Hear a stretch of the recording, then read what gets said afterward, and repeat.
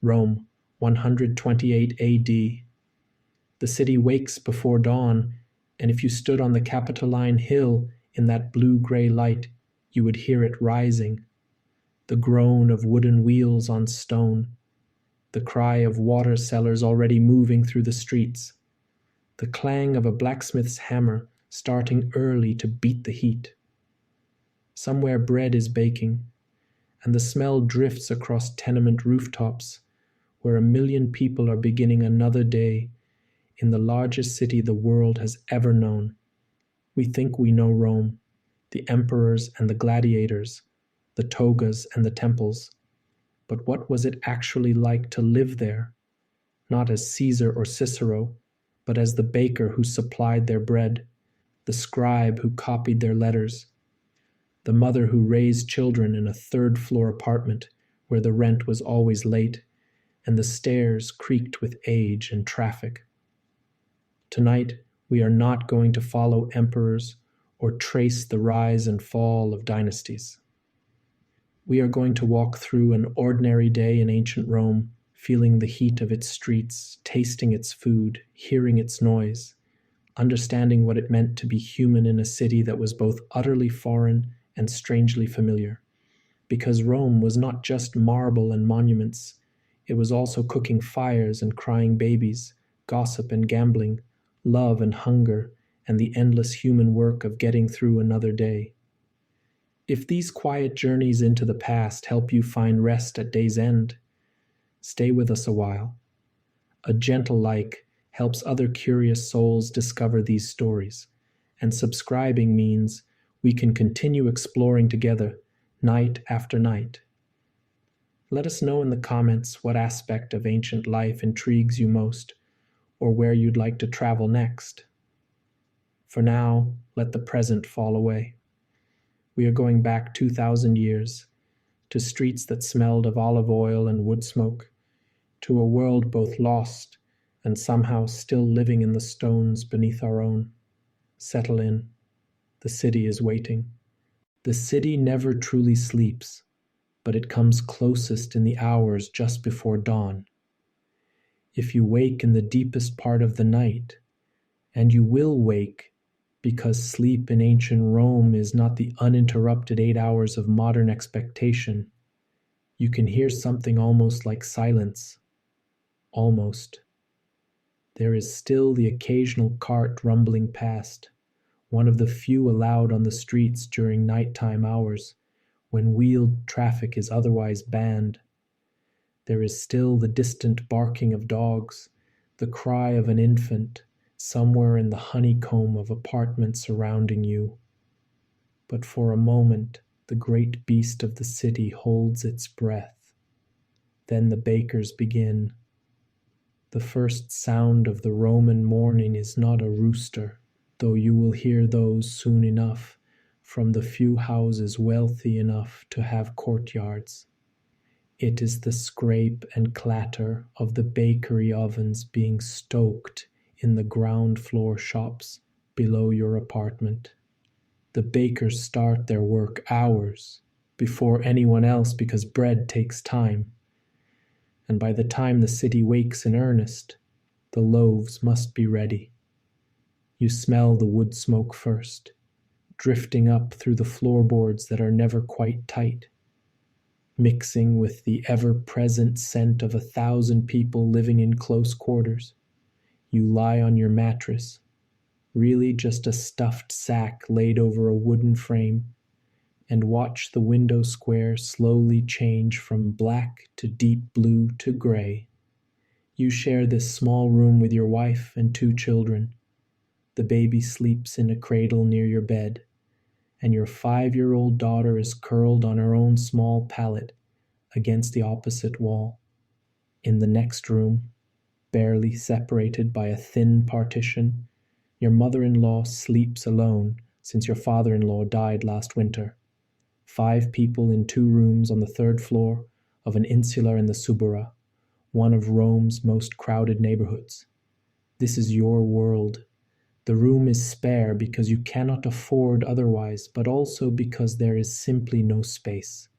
A small table, a few stools, a chest containing your family's clothes, which are not many, a shelf with some clay lamps, and the household shrine where you make daily offerings to the Lares, the protective spirits of your home.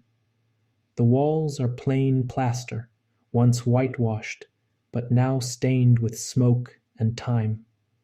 There are no windows in the modern sense, just wooden shutters that close over an opening in the wall. In winter, you keep them shut against the cold, living in semi-darkness. In summer, you throw them open, trading privacy for any breath of air. Your wife stirs beside you as the baby begins to fuss. She rises without a word.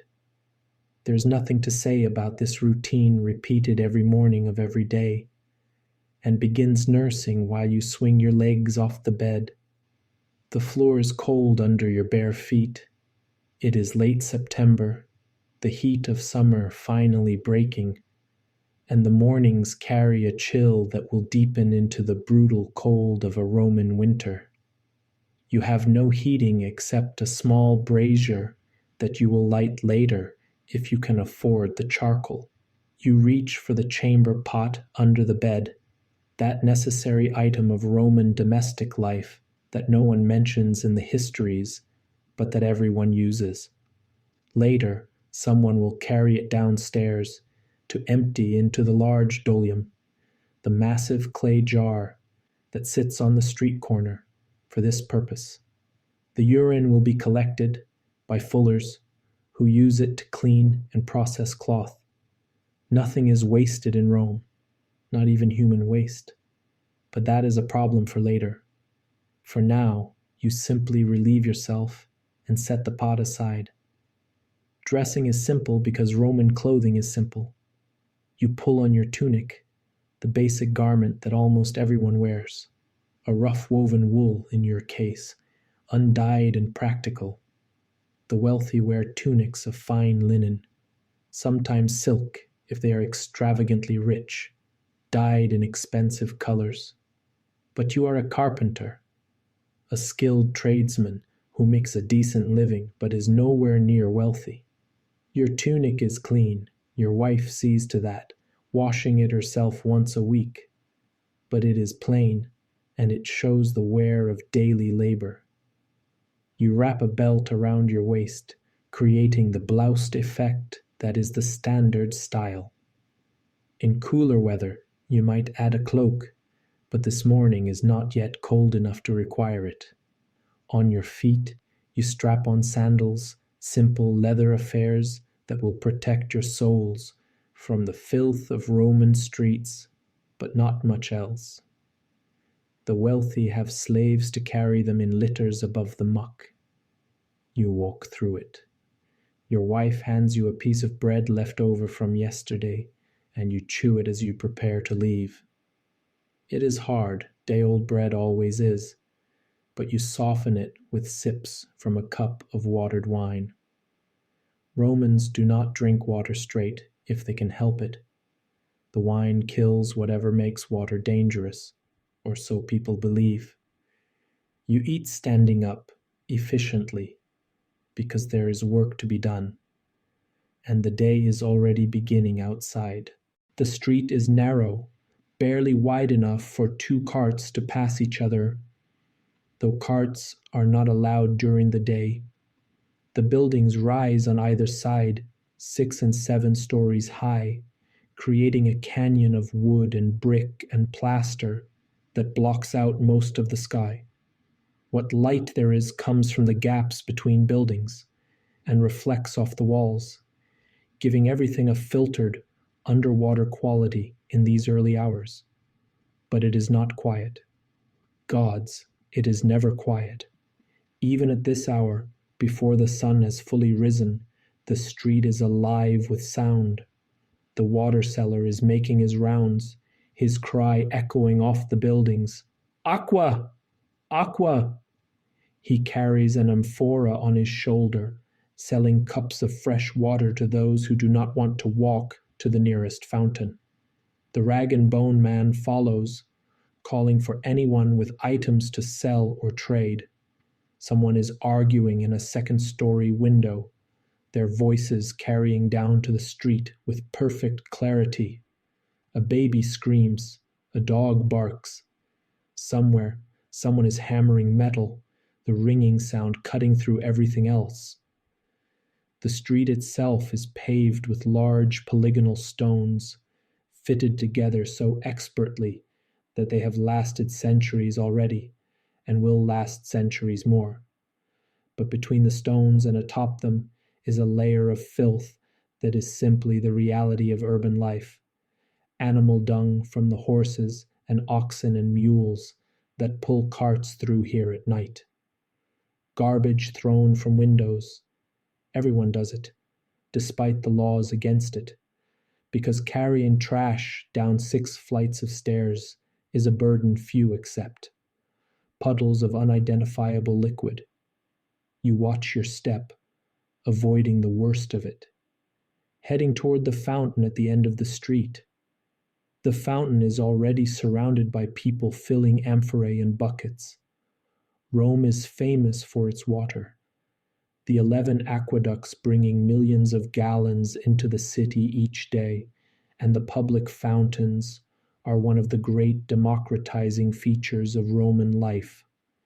Rich and poor drink the same water, though the rich have it piped directly to their homes, while the poor must carry it. You are not here for water. You will get that later, but the fountain is a natural gathering point, and you see men you know, fellow tradesmen beginning their day. Marcus the blacksmith is there, his arms already showing the soot that no amount of washing ever quite removes.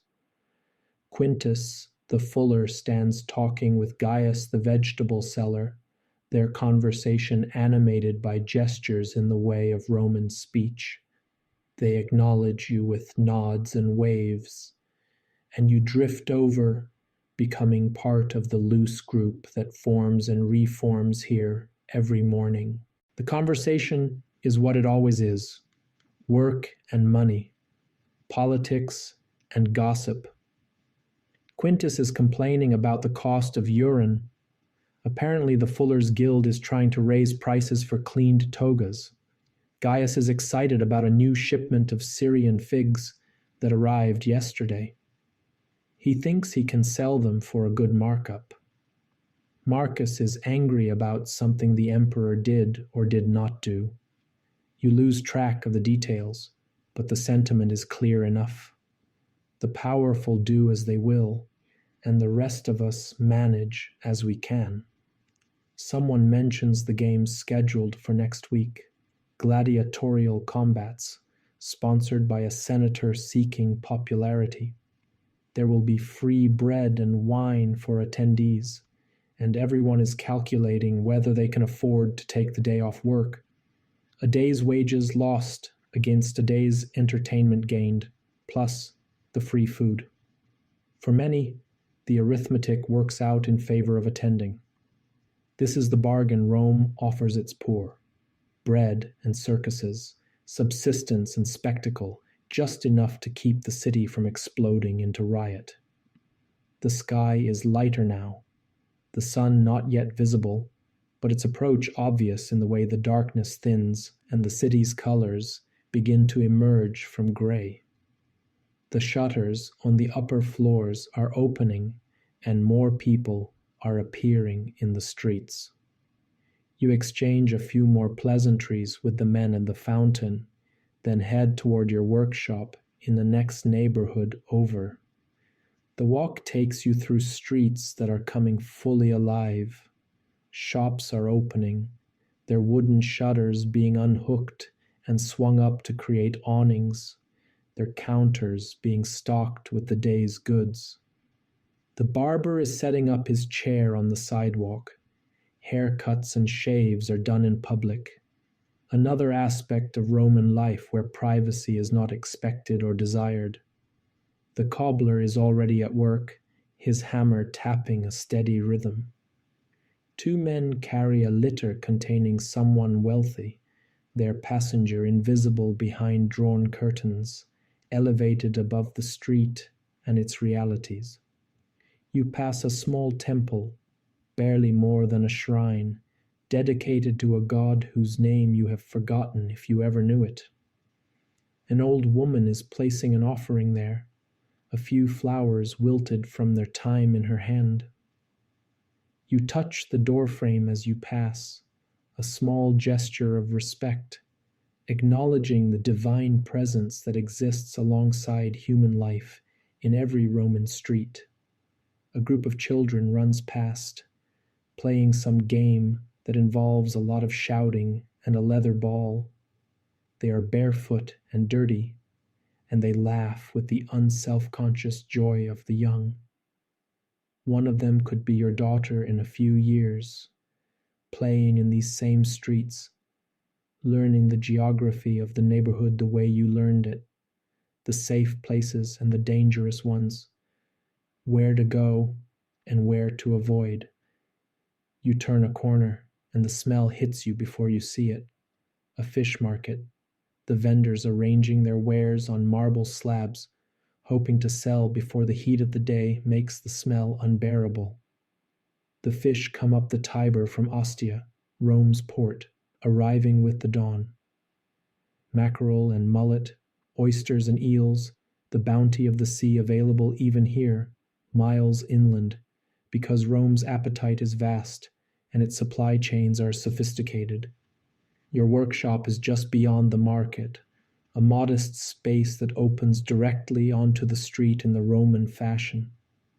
Your apprentice, a freedman's son of about 15, is already there, sweeping the floor, preparing for the day. You nod your approval and begin setting out your tools, saws and chisels, planes and drills, the implements of your trade laid out with the care they deserve. The sun breaks over the rooftops, sudden and warm, flooding the street with golden light. Rome is awake now, fully itself, a million people beginning their days, each pursuing their own survival, their own small hopes and fears. You pick up a piece of wood that will become part of a chair someone has commissioned, feel its grain under your fingers, and begin to work. The day has started. It will be long, filled with labor and noise, small frustrations and small satisfactions. It will be, in other words, like every other day, the endless repetition that makes up a life. But in this moment, with the sun warm on your shoulders and the familiar weight of a tool in your hand, you feel something close to contentment. You are alive in the greatest city the world has ever seen. You have work and family, bread and shelter. It is enough. It has to be enough. Rome stretches around you in all directions, vast and chaotic and indifferent to any individual life. But you are here, part of it, one thread in a tapestry so large no one can see its full pattern. The city will outlast you by centuries, but for now, this moment belongs to you, a carpenter in the Subura, beginning another day. Part of the great human river that flows through these streets and will continue flowing long after you are dust. By mid-morning, hunger is making itself known. You have been working for 3 hours since that piece of hard bread at dawn, and your body is demanding fuel. This is the rhythm of Roman eating, not 3 square meals at regular intervals, but food taken when hunger demands and work allows, a continuous negotiation between your body's needs and your purse's limits. You set down your tools and call to your apprentice that you are going for food. He nods, understanding without words. Everyone eats at different times, whenever the work permits a break. The idea of a synchronized lunch hour is as foreign to Rome as the idea of silence. You step out into the street, which is now at its full daytime intensity, a river of humanity flowing in both directions, everyone pursuing their own urgent business. The smell of food is everywhere because cooking is everywhere, wafting from the thermopolia that occupy the ground floors of buildings all along the street. These are not restaurants in any modern sense. There is nowhere to sit, no service, no leisurely dining. They are counters built into the street-facing walls, with large clay vessels called dolia set into stone surfaces, their contents kept warm by fires or hot water underneath. Fast food, ancient style, selling prepared dishes to people who have no kitchens of their own. You head for the thermopolium you usually patronize, run by a Syrian named Demetrios, who has been here for years. The counter is already crowded with customers, laborers like yourself grabbing quick meals between jobs. Demetrios himself stands behind the counter, ladle in hand, calling out his offerings with the practiced patter of a man who has done this 10,000 times. Lentils with onion, chickpea stew, bean porridge, fresh bread, just delivered. The dolia in his counter hold the promised foods, each one emanating its own particular aroma. The lentil stew smells of cumin and coriander, spices that came up from Egypt on ships that docked at Ostia 3 days ago. The chickpeas carry the sharp tang of garum, that fermented fish sauce that Romans put on everything, the way future Italians will use olive oil. The bean porridge is simpler, just beans and water and salt, the cheapest thing on offer, and the choice of those who are counting every coin. You can afford better than bean porridge, though not by much. Lentils, you say, holding out 3 asses, small bronze coins that are warm from being carried in the purse at your belt. Demetrios nods and produces a clay bowl, ladling a generous portion of the stew into it. He adds a piece of bread, tears it from a larger loaf, and hands you the bowl with a wooden spoon. You eat standing at the counter because that is what everyone does. The stew is hot, almost too hot, and you blow on each spoonful before putting it in your mouth. The lentils are soft, cooked to the edge of dissolution, and they carry the flavors of cumin and garlic and that omnipresent garum. The fish sauce is an acquired taste. Visitors from the north often find it revolting, but you have been eating it your whole life, and a dish without it seems bland, incomplete. The bread is dense and dark, made from wheat mixed with cheaper grains, probably barley or even millet. It is fresh though, baked this morning, and it still has some give when you tear it. You use it to sop up the last of the stew, the Roman way of eating, using bread as both food and utensil. Nothing is wasted. The bowl goes back to Demetrios to be rinsed and used for the next customer. The spoon stays with him too. You own nothing here except the meal you just consumed. Around you, other men are eating their own meals, engaged in the talk that always accompanies food. Politics and sport, work and women, the endless gossip that oils the machinery of city life. You recognize some of them. The man to your left is a fuller. You can tell by the smell that clings to him even after bathing, the sharp ammonia of urine mixed with fuller's earth. The man to your right is a clerk of some kind, his fingers stained with ink, his tunic a slightly better quality than yours. The conversation shifts to the grain dole, the free wheat distribution that the state provides to perhaps 200,000 male citizens. You are not on the dole. Your income as a skilled carpenter puts you just above the threshold, but many men here receive it, lining up once a month to get their allotment of grain that they can then take to a mill to be ground or trade for bread already baked. The dole is a political necessity. Everyone knows this. Rome has long since outgrown its ability to feed itself from local agriculture. Grain ships arrive daily from Egypt and North Africa, enormous vessels carrying thousands of tons of wheat to keep the city from starving. And the state distributes a portion of this for free because a hungry city is a dangerous city, and emperors who let the people starve tend to end badly. Did you hear they might increase the distribution? The fuller is saying, his voice carrying the hopeful note of someone who depends on such things. My cousin knows someone in the prefecture who says they are worried about shortages after the bad harvest in Egypt.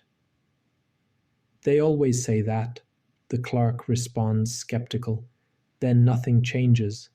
The rich still eat their peacock tongues while we get barley bread. This is an exaggeration.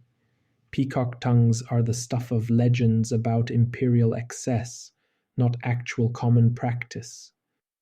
But the sentiment is real. The gap between rich and poor in Rome is vast, and nowhere is it more visible than in food. While you stand at this counter eating lentil stew somewhere across the city, wealthy Romans are beginning their elaborate afternoon meals, reclining on couches while slaves bring course after course of exotic delicacies.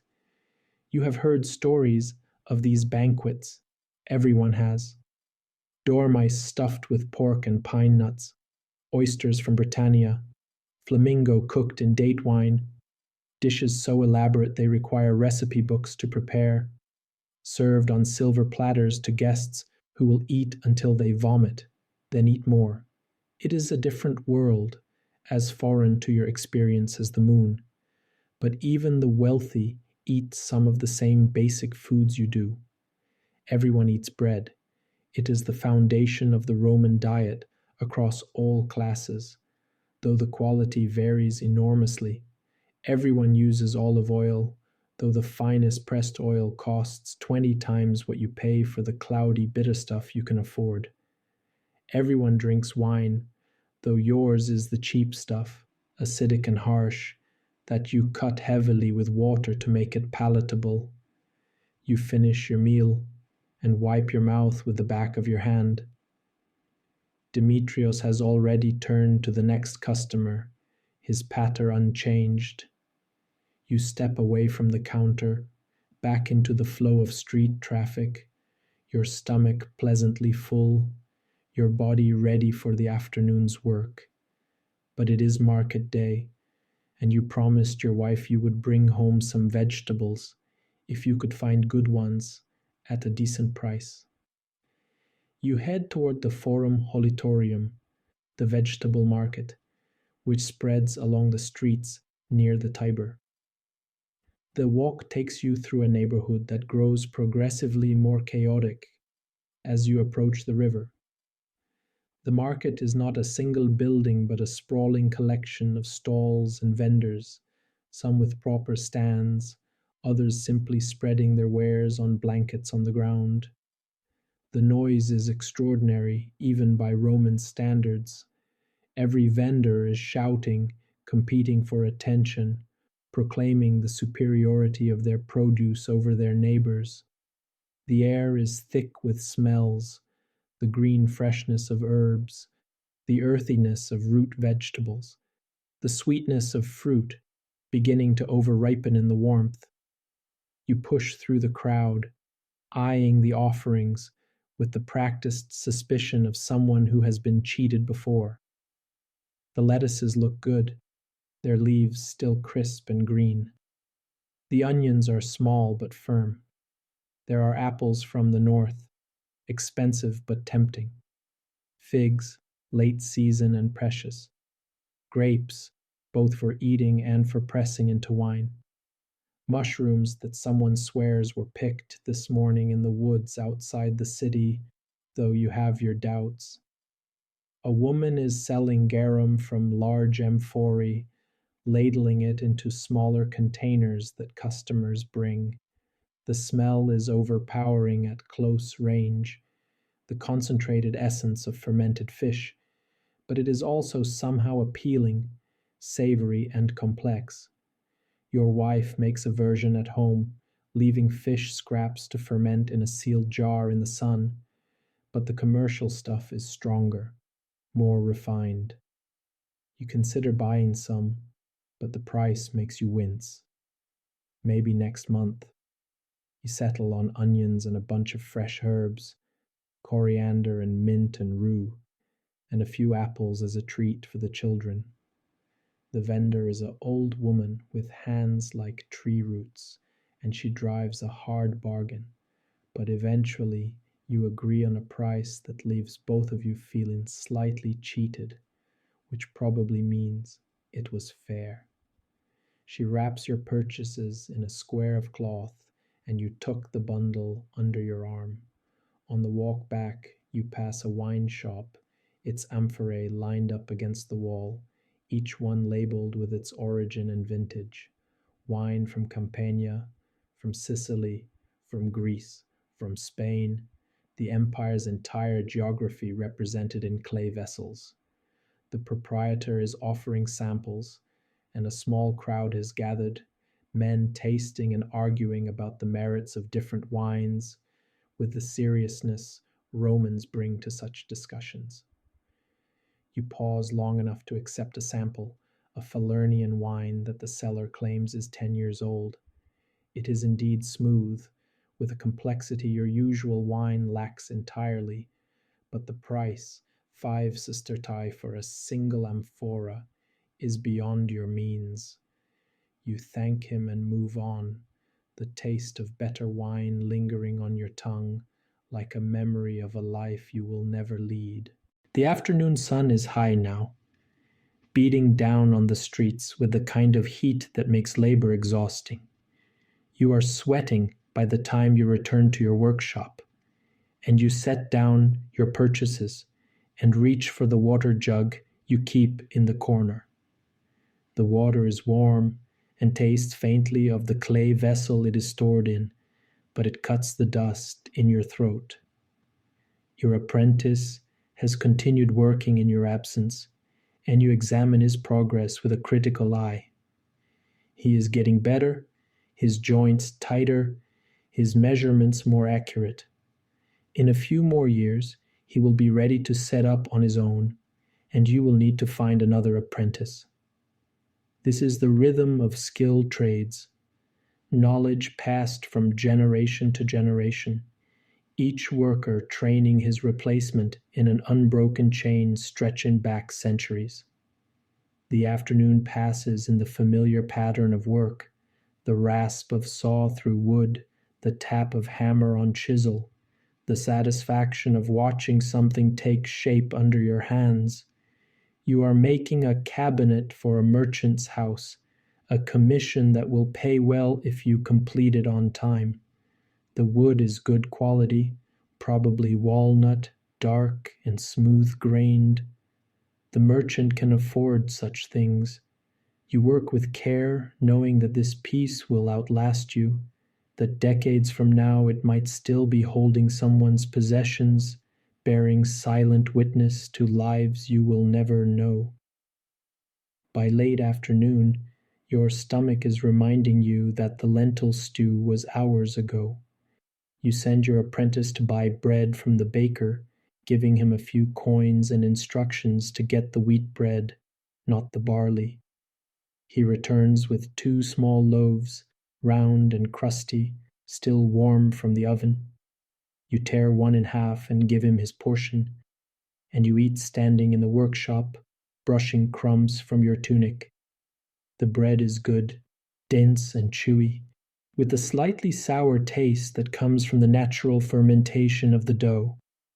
Romans do not use commercial yeast. It has not been invented yet, but rely on wild yeasts captured in sourdough starters that are passed down like family heirlooms. The baker's starter is supposedly 2 generations old, though who can verify such claims? It makes good bread, though, and that is what matters. With the bread, you eat a bit of cheese, hard and salty, that you bought earlier in the week. Cheese keeps well in the heat, unlike so many other foods, and a piece of it with bread makes a satisfying meal. You think about the vegetables waiting at home, the meal your wife will prepare tonight. Probably a vegetable stew, the onions and herbs you brought, cooked with some lentils or beans, served over bread. It is what you eat most nights, with variations depending on what is available and what you can afford. Meat is a rarity in your household, not unheard of.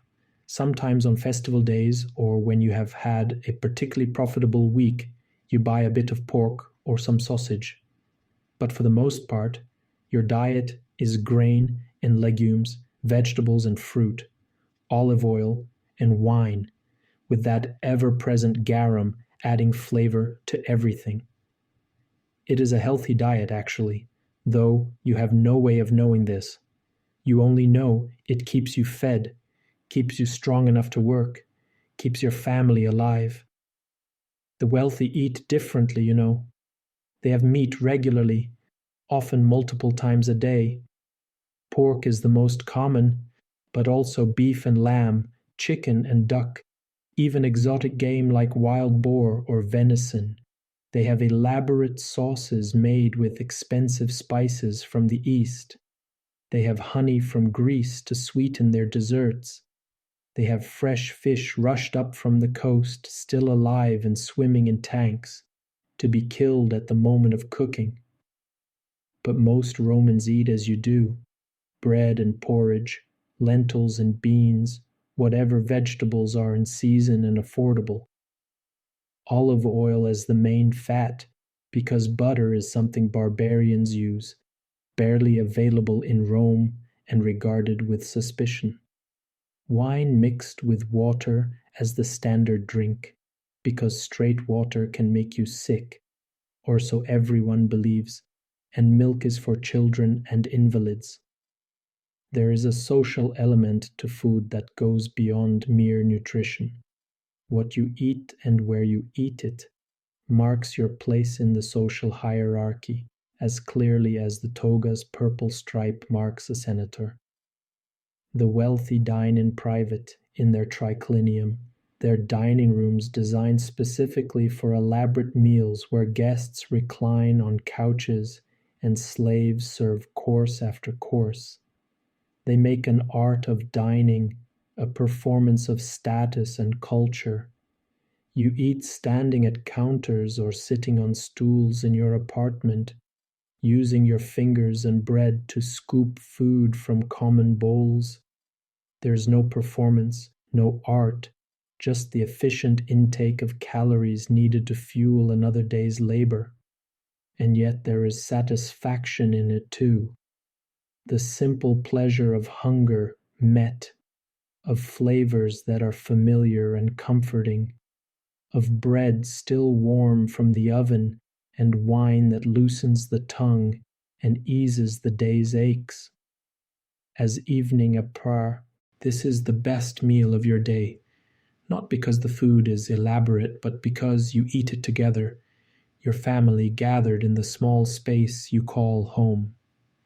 In a city of 1,000,000 strangers, this tiny apartment contains the people who matter most. The noise of Rome continues outside. It always continues.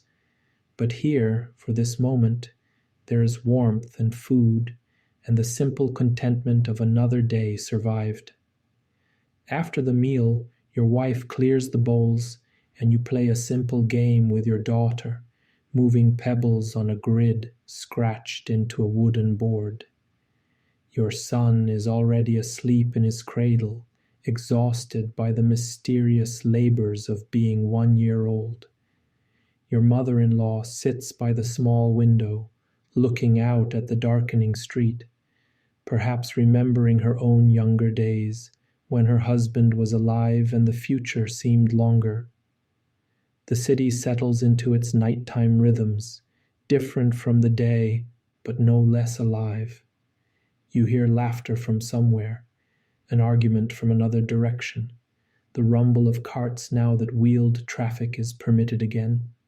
Rome never sleeps, but you must. Tomorrow will bring another dawn, another day of work, another round of the endless cycle of labor and rest that makes up a human life. You stretch out on your mattress, your wife beside you, and you think about the food you ate today. Simple food, humble food, but it sustained you. It gave you the energy to work, to provide, to continue. In a world without refrigeration or preservation, beyond drying and salting, food is always a negotiation with immediacy.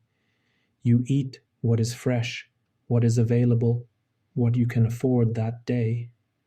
And yet there is a rhythm to it too, a connection to the seasons and the soil, to the ships that bring grain from Egypt and the vines that grow on the hills outside the city. Every meal is a thread connecting you to vast systems of trade and agriculture, to the empire's reach across the Mediterranean, to the labor of countless others who grew and harvested and transported and sold what ended up in your bowl.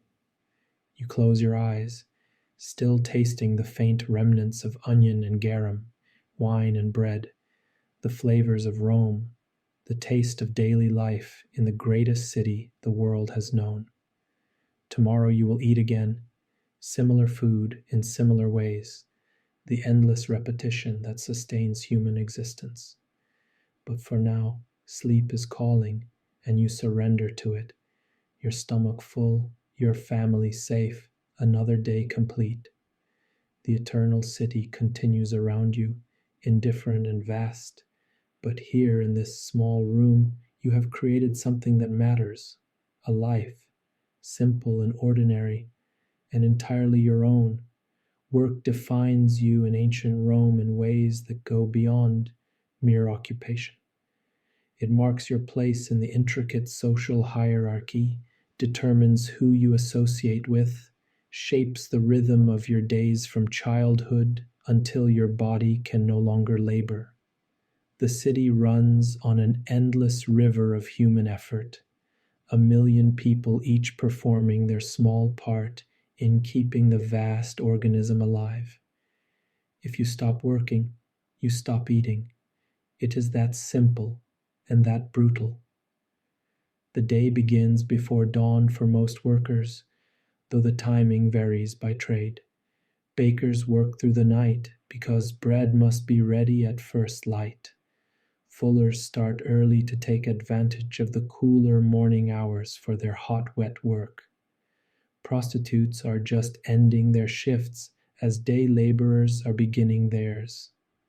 The city operates in overlapping shifts, different professions weaving in and out of each other's rhythms, creating a pattern that never stops. You are a carpenter, as we established, but let us widen our view and see the full tapestry of Roman labor. The diversity of trades is staggering. In your neighborhood alone, you can find blacksmiths and bronze workers, fullers and dyers, bakers and butchers, fishmongers and vegetable sellers, wine merchants and olive oil dealers, scribes and teachers, doctors and midwives, wagon makers and harness repairers, shoemakers and tailors, barbers and bath attendants, innkeepers and tavern owners. Each trade has its own techniques, its own tools, its own body of knowledge passed from master to apprentice. Each has its own guild, its own patron deity, its own sense of identity. A blacksmith sees the world differently than a scribe. A fuller's hands are permanently stained and roughened by the chemicals he works with. A teacher's hands are soft but ink-stained. Your own hands tell the story of your work, calloused in specific places where tools press flesh, scarred where chisels slipped, strong from decades of sawing and planing. The workshop where you labor is typical of Roman commercial architecture. The front is completely open to the street during business hours. The wooden shutters that close it at night, now folded up and secured overhead, creating a kind of awning. There is no separation between your workspace and public view. Passers-by can watch you work, can see exactly what you are doing, can judge the quality of your craftsman.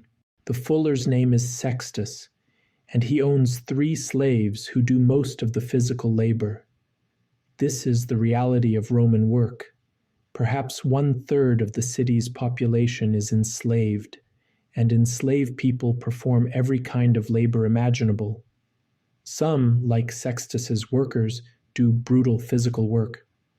Others perform skilled trades. An enslaved person might be a highly educated tutor, a talented musician, a skilled accountant. Legal status and actual living conditions do not align neatly. One of Sextus's slaves, a man from Gaul named Brennus, has been with him for 15 years. Brennus knows the fuller's trade as well as Sextus does, perhaps better. He trains new workers, makes decisions about which chemicals to use, troubleshoots problems. In every practical sense, he is a master craftsman. But he is property, not a person in the legal sense. He owns nothing, not even his own labor or time. Every morning, he wakes knowing that his life belongs to someone else. Yet Sextus and Brennus have developed something that resembles a relationship, if not quite friendship. Sextus trusts Brennus to run the shop when he is away. Brennus has been promised manumission, freedom, after another 5 years of service, assuming Sextus keeps his word. In the meantime, Brennus saves the small tips he receives from satisfied customers, slowly accumulating the peculium, the personal funds that an enslaved person can legally hold, though technically it all belongs to his master. This is the complicated reality of Roman slavery. It is not one thing, but 1,000 different situations, each with its own particular character. A household slave in a wealthy home might eat better food and wear finer clothes than a free laborer. An enslaved clerk might have more autonomy and respect than a free man working in a mine. But none of this changes the fundamental fact. An enslaved person can be sold at any moment, separated from family, punished or killed with almost complete impunity. You, being freeborn and skilled, occupy a higher position in the social hierarchy than enslaved workers, but you're still not your own master in many ways. The patron-client system structures your life as surely as slavery structures Brennus's, though the bonds are social rather than legal, maintained through obligation rather than ownership.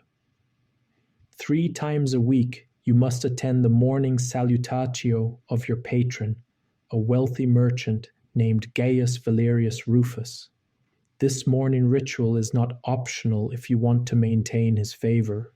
You rise even earlier than usual on these days, dress in your best tunic, the one kept for formal occasions, cleaner and less worn than your work clothes, and make your way across the city to Rufus's house before dawn. The house is in a much better neighborhood than yours, on the Esquiline Hill where the air is cleaner and the buildings are actual domus, private houses, rather than insulae. You arrive to find 30 or 40 other clients already waiting in the atrium, the central hall of the house where Rufus receives visitors. The space is elegant in a way your apartment could never be. Mosaic floors depicting mythological scenes, painted walls showing garden views, a small fountain burbling in the center of the impluvium, the shallow pool that collects rainwater. The clients waiting with you represent a cross-section of Roman society. Some are freedmen who used to be Rufus's slaves and now owe him loyalty as their patron. Others are small traders who depend on his business. A few are professional clients, men with no real trade, who survive entirely on the gifts they receive from multiple patrons, rushing from house to house each morning to collect their sportula, the small gift of food or money that patrons provide. You wait, standing because there are not enough seats for everyone, making small talk with the other clients. This is partly why you come, networking, making connections with other men in Rufus's orbit. You have gotten work through recommendations made during these morning gatherings. You have learned useful information, heard about opportunities. The patron-client relationship is not one-directional. Yes, you owe Rufus respect and service, but he owes you protection and assistance in return. Finally, Rufus appears, emerging from the private quarters of the house. He is in his 50s, well-fed and well-dressed, with the confident bearing of a man who has never worried about where his next meal will come from. He makes his way through the assembled clients, greeting each by name. He has an excellent memory, which is part of what makes him a successful patron. When he reaches you, he clasps your hand warmly. Fabius, how is the cabinet coming along? The one for Marcus Antonius? You are impressed and touched that he remembers. Nearly complete, patron. Another 3 days, I think. Excellent. Antonius is a friend of mine. I recommended you for the commission. I trust you will make me look wise. I will do my best, patron. He smiles. By the time you reach your workshop, the city is in full motion. The streets are crowded with workers heading to their jobs, with slaves running errands for their masters, with farmers from the countryside bringing produce to market, with soldiers on leave looking for entertainment, with tourists from the provinces gawking at the monuments, with beggars and con artists and street performers, all seeking their share of Rome's endless flow of money. Your apprentice has already opened the shop and begun work. You join him, and together you spend the morning working on the cabinet for Marcus Antonius, the commission your patron secured for you.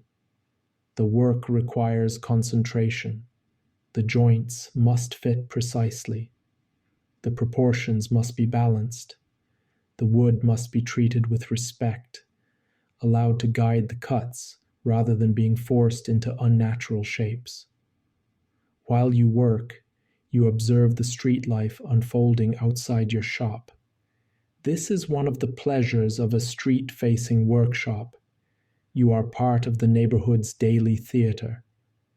You see the same people passing at the same times each day, the water seller making his rounds, the rag-and-bone man collecting refuse, the prostitute who works nights, coming home at dawn, tired and counting her earnings, the teacher leading a small group of boys to some wealthy house where he will instruct them in reading and rhetoric. You see transactions of every kind. A woman arguing with a vegetable seller about the freshness of his lettuces. 2 merchants negotiating a price for a shipment of wine, their raised voices suggesting the negotiation is intense.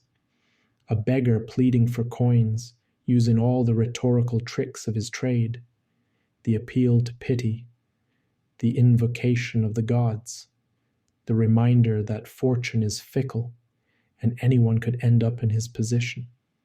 A funeral procession passes, headed toward the necropolis outside the city walls. The deceased must have been relatively wealthy because there are professional mourners, women hired to wail and tear their hair, creating the public display of grief that honor requires. The body is carried on a bier covered with flowers. Musicians play mournful tunes on flutes. The actual family members walk behind, their faces showing real grief beneath the performative aspects of the ritual. Everyone on the street pauses and makes some small gesture of respect, a bow of the head, a murmured prayer, a sign against evil. Death is common in Rome, common enough that you see funerals regularly, but it is never quite routine. Each one reminds you of your own mortality, the fragility of this life you are building through daily labor. Work resumes after the procession passes. Across the street, Sextus is shouting at one of his workers about something, a batch of cloth that was not properly cleaned by the sound of it. The worker, a young enslaved man, stands with his head bowed, taking the abuse without response. He has no recourse, no way to defend himself. If Sextus decides to beat him, that is the master's right. You wince in sympathy but look away. Intervening in another man's treatment of his property is not done. 2 shops down, the blacksmith is working his forge. The clang of hammer on hot iron, providing a rhythmic percussion to the street soundtrack. You can feel the heat from his fire, even from this distance. Blacksmithing is brutal work, requiring immense strength and tolerance for heat and noise. The blacksmith, whose name is Tertius, is built like an ox, his arms thick with muscle, his face perpetually red from exertion and heat. But he is also an artist in his way. You have watched him make elaborate iron grills for wealthy homes, the metal bent into graceful curves and precise angles. Like you, he takes pride in his work, in the skill that transforms raw materials into objects of beauty and utility. The pride is important.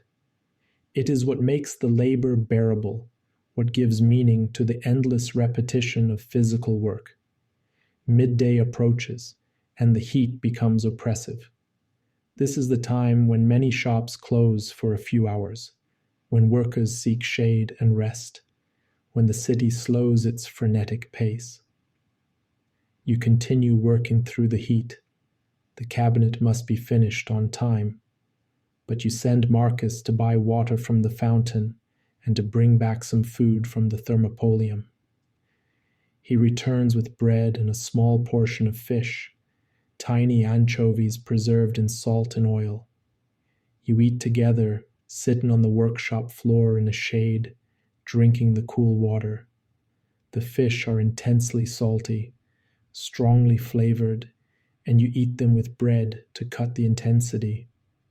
This is working class food, cheap protein that keeps well in the heat, nothing like the elaborate fish dishes the wealthy eat, but satisfying in its own way. While you eat, an old man stops at your shop. He is well dressed, clearly a person of some means, and he examines the cabinet you are working on with the eye of someone who knows quality.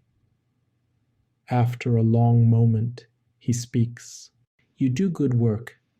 I am looking for someone to build a bed frame. Walnut, with carved headboard. Would this interest you?" Your heart quickens. This is how you get work, through reputation, through passers-by seeing your craftsmanship and wanting it for themselves.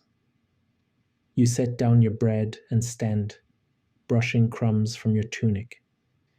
You discuss specifications and price with him, negotiating in the gentle dance that Roman commerce requires. Direct haggling is considered somewhat vulgar, so you both approach the price obliquely through questions about materials and timing and complexity. Eventually, you agree on a price, 40 sestertii for the bed frame, with half paid up front and half on completion. It is good money, nearly a month's income, and you try not to seem too eager as you accept. The man counts out 20 sestertii from his purse, and hands them to you. The coins are heavy in your hand, solid silver, each one stamped with the emperor's profile. After he leaves, you allow yourself a moment of satisfaction. This is why you work in full view of the street. This is why you take care with every joint and surface, knowing that your work is your advertisement. The cabinet for Marcus Antonius has just generated another commission, which may generate more. Your reputation is spreading, one satisfied customer at a time. The afternoon wears on. You work until your hands cramp and your back aches, until the light begins to fade and you can no longer see the fine details that good carpentry requires. Marcus sweeps the workshop one final time, and together you secure the shutters, locking them from inside before exiting through the small back door. You walk home through streets that are transitioning into evening, the shops closing, the taverns opening, the character of the neighborhood shifting. You are tired, bone tired, but it is the good tired of productive labor. You have moved the cabinet closer to completion. You have secured a new commission. You have maintained your patron relationship. You have, in other words, done the work of staying alive in Rome. Tomorrow will bring more of the same. The endless cycle of labor and rest, obligation and benefit, the complex web of relationships and transactions that makes up working life in the ancient city. But for now, you climb the stairs to your apartment, eager for the evening meal, for the company of your family, for the brief respite before it all begins again. This is the business of living in Rome, not glorious or dramatic, not the stuff of histories and legends, but the daily grind that keeps 1 million people fed and housed and alive. Work is not what you do, it is what you are. And in that identity, in that labor, you find meaning and purpose and the pride that makes a life worth living. The afternoon's work has left you covered in a fine layer of sawdust that has settled into every fold of your tunic, mixed with sweat and the general grime of a day spent in a Roman street. You are not just dirty, you are that particular kind of dirty that comes from physical labor in a city where dust and smoke hang perpetually in the air. Your skin feels tight, your muscles ache, and more than anything, you want to be clean. This is why the baths exist, and why they are perhaps Rome's greatest gift to its people. You make a brief stop at your apartment to collect your bath implements, a small flask of olive oil, a strigil for scraping, a towel of rough linen, and to let your wife know where you are going.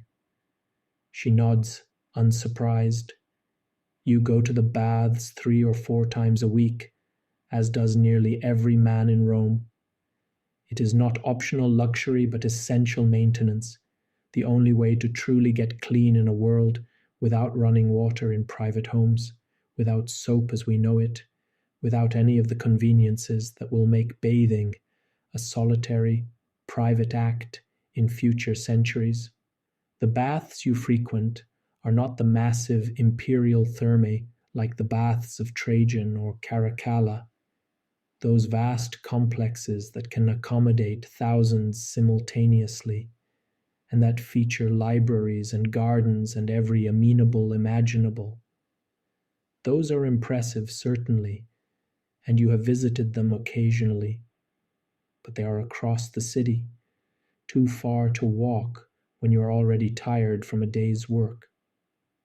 Instead, you go to a smaller neighborhood bath, a local establishment that serves your area of the Subura and the surrounding streets. The walk takes perhaps 10 minutes, and you are joined along the way by other men heading in the same direction. The baths are busiest in the afternoon, after work ends, but before dinner, when everyone seeks the same relief from the day's accumulation of dirt and fatigue. You nod to acquaintances, fall into step with neighbors, part of the steady stream of humanity flowing toward the promise of hot water and clean skin.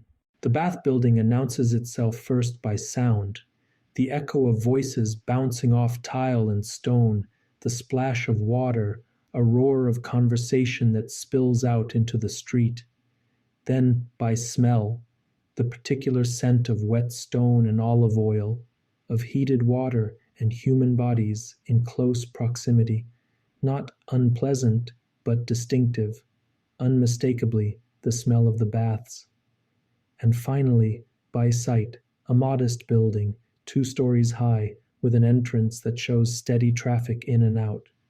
You pay your entrance fee to the attendant at the door. The cost is minimal, a quadrans, 1/4 of an aes, perhaps equivalent to what you might spend on a cup of wine.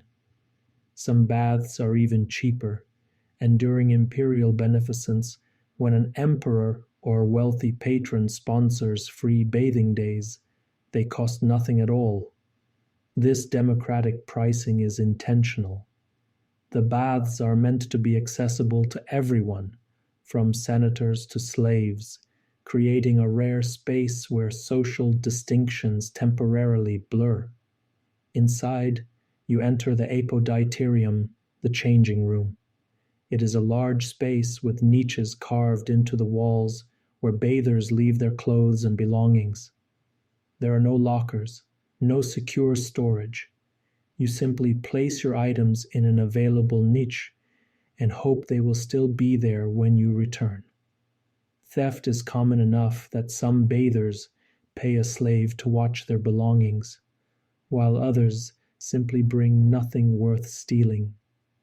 You strip off your tunic and sandals, naked now like the 40 or 50 other men in various states of undress around you. Nudity is unremarkable in Roman bath culture. There is no shame or awkwardness in it, no averting of eyes or pretense of privacy. Bodies are simply bodies, tools that perform labor and require maintenance, and the bath is where that maintenance happens.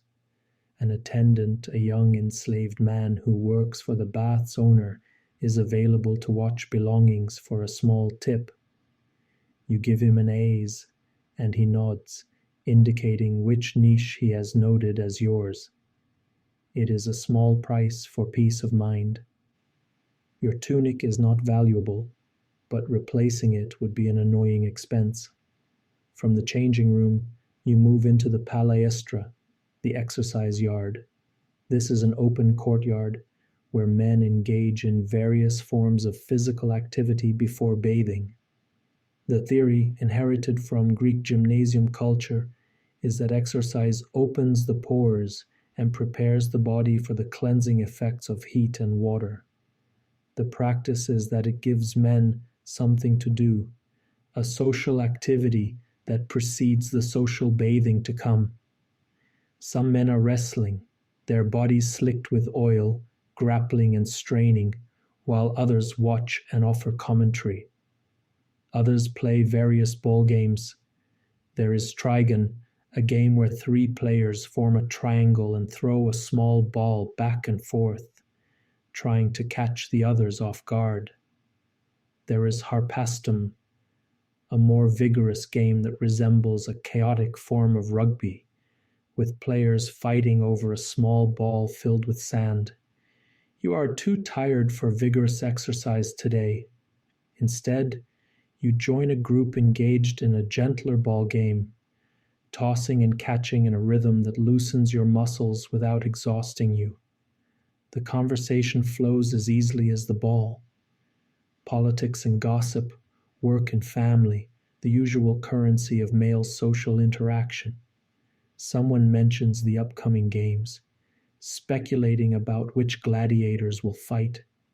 Another complains about the rising cost of lamp oil. A third describes an argument he had with his wife, seeking validation from the group that he was in the right. After perhaps 20 minutes of this, you feel ready for the baths proper. You set down the bowl and move toward the entrance to the bathing sequence, that carefully designed progression through temperature zones that is the heart of the Roman bathing experience. The first room is the tepidarium, the warm room. The temperature here is pleasant, noticeably warmer than the outside air, but not uncomfortably so. This is a transitional space, allowing your body to adjust gradually to heat rather than shocking it with immediate exposure to high temperatures. The room is lit by small windows set high in the walls and by oil lamps in niches. The walls are decorated with simple frescoes showing aquatic scenes, dolphins and fish, Neptune with his trident, images that reinforce the water theme.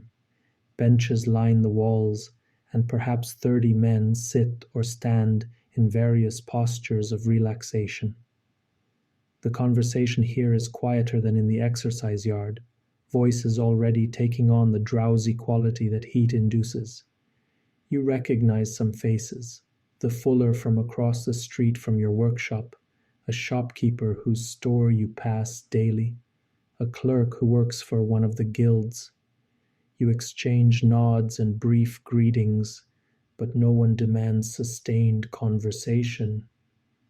The baths are for relaxation, and there is no obligation to be constantly social.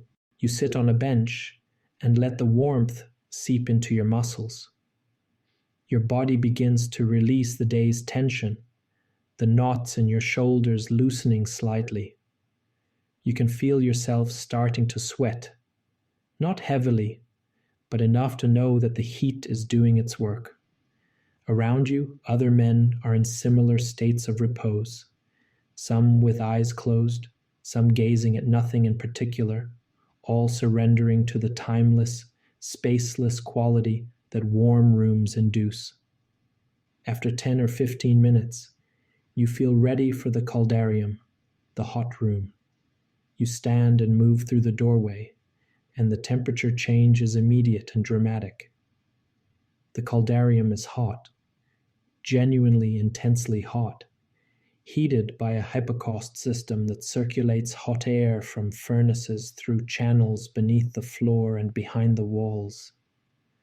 The floor itself is so hot that most bathers wear wooden sandals to protect their feet, though some hardy souls walk barefoot, claiming it strengthens the soles.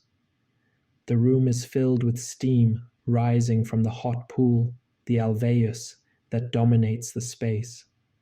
The steam is thick enough to make visibility hazy, giving everything a dreamlike quality. You can see the shapes of men, but not clear details, everyone reduced to outlines moving through fog. The sound is different here too. Voices echo strangely off the wet tile, and the constant drip of condensation creates a rhythmic background percussion. You descend the steps into the hot pool carefully. The water is almost uncomfortably hot at first, making you hiss through your teeth, but you force yourself to continue, submerge into your waist, then your chest. After the initial shock, your body adjusts, and the heat becomes bearable, then pleasant, then deeply, profoundly satisfying. You find a spot along the edge of the pool and settle in, the water lapping at your shoulders.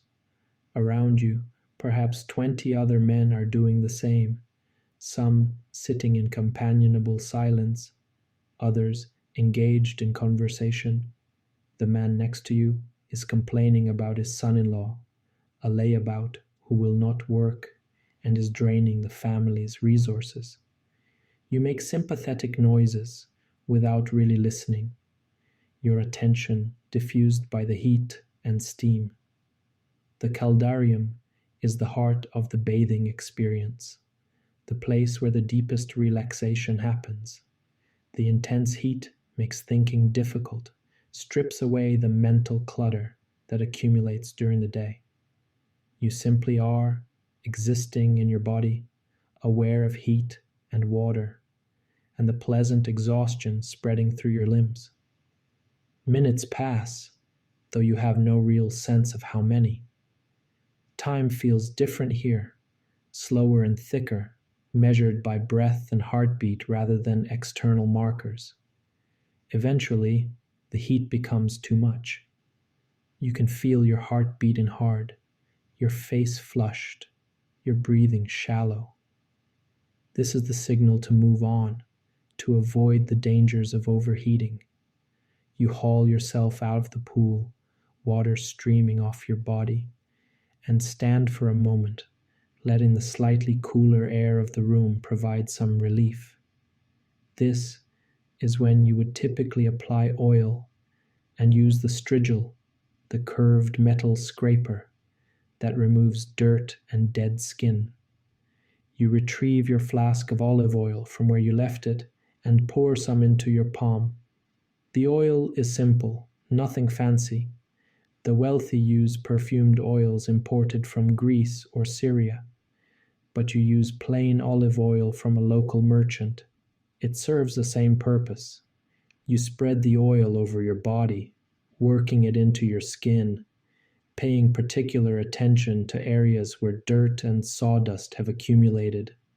The oil mixes with sweat and grime, creating a slurry that will be scraped away. Then you take your strigil, a simple but ingenious tool, curved to fit the contours of the human body, and begin scraping. You start with your arms, running the blade along your skin, watching the dirty oil collect in the curve, and then drip to the floor, where it will be swept away later. The strigil requires practice to use effectively. Too much pressure, and you can scrape yourself raw. Too little, and you remove nothing. You have been doing this since childhood, though, and your movements are automatic, efficient. You work your way across your body, arms, chest, legs, back, as far as you can reach. For the areas you cannot reach, you would normally ask a friend or pay one of the bath attendants to help. But today you make do, getting clean enough, even if not perfectly so. Some men bring slaves specifically to perform this service, enslaved body servants who oil and scrape their masters with professional efficiency. One such pair is nearby, a wealthy man, his toga marks visible even when he is naked through some quality of bearing and well-fed flesh, reclines on a bench while his slave works methodically across his master's body. The slave's face shows nothing, no expression at all, as he performs this intimate service. You wonder, not for the first time, what it must be like to spend your life tending to another person's body, to have your labor be so personal and yet so devoid of genuine intimacy. After the scraping, you feel genuinely clean for the first time in days. Your skin glows, pink and sensitive, stripped of its accumulated layers. You are still hot from the caldarium, sweat still beading on your forehead, and your body craves the contrast that comes next. The frigidarium is the cold room, and the shock of it is almost as dramatic as the heat of the caldarium was. You step from the steam and warmth into a room that is deliberately kept cool, where a large pool of cold water waits. Some baths have extremely cold water, almost icy, fed by aqueducts from mountain sources. This neighborhood bath cannot afford such luxury, so its frigidarium is merely cool rather than frigid, but it is still a shock after the heat. You do not hesitate. Hesitation makes it worse, but simply dive in, submerging completely. The cold hits like a physical blow, making you gasp, making your heart race, making every nerve in your body suddenly, intensely alive. You surface, sputtering, feeling more awake than you have felt all day. The cold pool is less social than the hot pool. Men do not linger here for conversation. They plunge in, experience the shock, perhaps swim a few strokes if the pool is large enough, then get out, their purpose accomplished. You stay perhaps 2 minutes, long enough for your body temperature to stabilize, for the initial shock to transform into a pleasant tingling sensation. When you emerge, you feel reborn. Your skin tingles. Your muscles are relaxed yet energized. The accumulated fatigue of the day has been somehow washed away, replaced by a pleasant lightness. You towel off with the linen cloth you brought, rough fabric that is more functional than comfortable, and make your way back to the tepidarium to sit and let your body readjust to normal temperatures before dressing. This post-bath period in the tepidarium is often the most social time. Men sit on benches, their bodies clean and relaxed, their guard lowered by the bathing experience, and conversation flows more freely than it might in other contexts. The usual Roman social hierarchies are still present. A senator would not usually engage in lengthy conversation with a carpenter, but they are softened, made less rigid by the shared experience of nakedness and cleansing. You find yourself sitting next to an older man you have seen at the baths before but never spoken to. He initiates conversation, asking what you do for work. You tell him you are a carpenter, and he nods approvingly. He himself is a retired soldier, living on his pension and a small farm outside the city. The conversation meanders pleasantly through various topics: the quality of wine this year, the behavior of the current emperor, whether the gladiatorial games have declined in quality from the old days. This is one of the great functions of the bath. It creates a space for social mixing that exists nowhere else in Roman society. In the street, you would never presume to speak at length with a stranger of different social class. In the forum or marketplace, interactions are transactional, brief, bounded by the business at hand.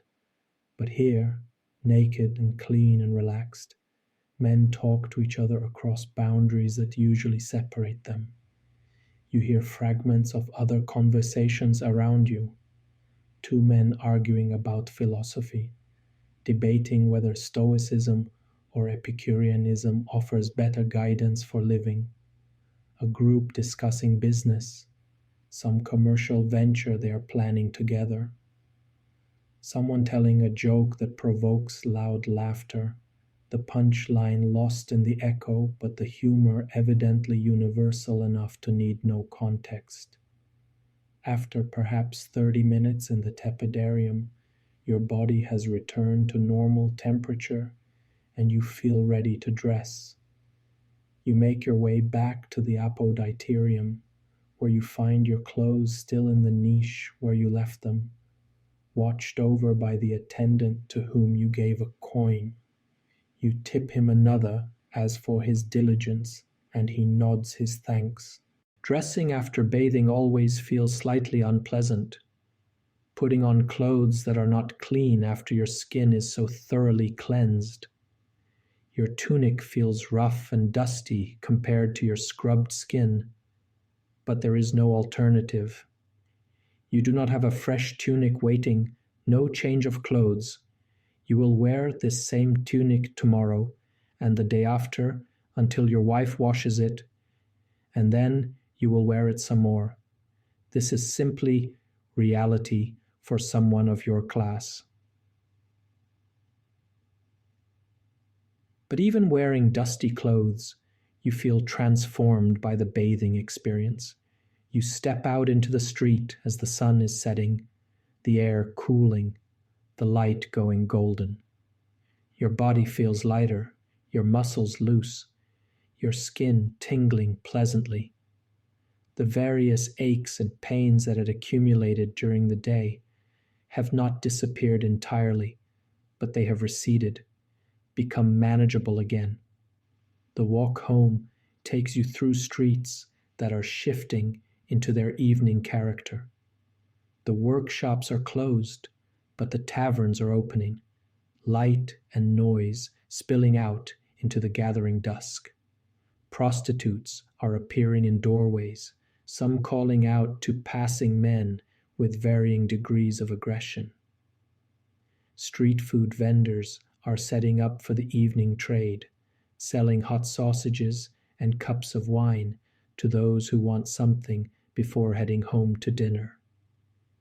You pass the public latrine, a large facility where men sit side by side on benches with holes cut in them, relieving themselves while carrying on conversation as if this were the most natural thing in the world. Privacy, that modern obsession, is not a Roman value. Bodies and their functions are not shameful secrets, but practical realities to be managed collectively and efficiently. Children are playing in the street despite the late hour, their shouts echoing off the buildings. A group of boys is playing a game with knucklebones, small pieces of bone tossed and caught in increasingly complex patterns. Girls are jumping rope, singing a rhyme whose words you cannot quite make out, but whose rhythm is ancient and familiar. You climb the stairs to your apartment and push open the door to find your family in the midst of preparing dinner. Your daughter runs to you, and you scoop her up, her small arms wrapping around your neck. She wrinkles her nose. "You smell different, Papa. I was at the baths. I am clean." She considers this, then pronounces judgment. "I liked how you smelled before." You laugh and set her down. Your wife glances at you and smiles slightly. She has been to the women's baths herself earlier in the day. Most baths have separate facilities or separate hours for women, and she carries the same scrubbed glow you feel on your own skin. The evening unfolds in its familiar pattern. Dinner is simple, a vegetable stew with the remains of yesterday's bread. You eat together as a family. The small apartment, filled with the comfortable noise of people who know each other completely. After dinner, your wife nurses the baby while you tell your daughter a story, something improvised about a clever fox and a foolish farmer. As full dark settles over the city and the oil lamps are lit, you feel a deep contentment that has nothing to do with your circumstances, which are modest at best, and everything to do with this moment. You are clean and fed. Your family is healthy. The day's work is done. Tomorrow will bring its own challenges, but tonight the world feels manageable, even good. The baths made this possible.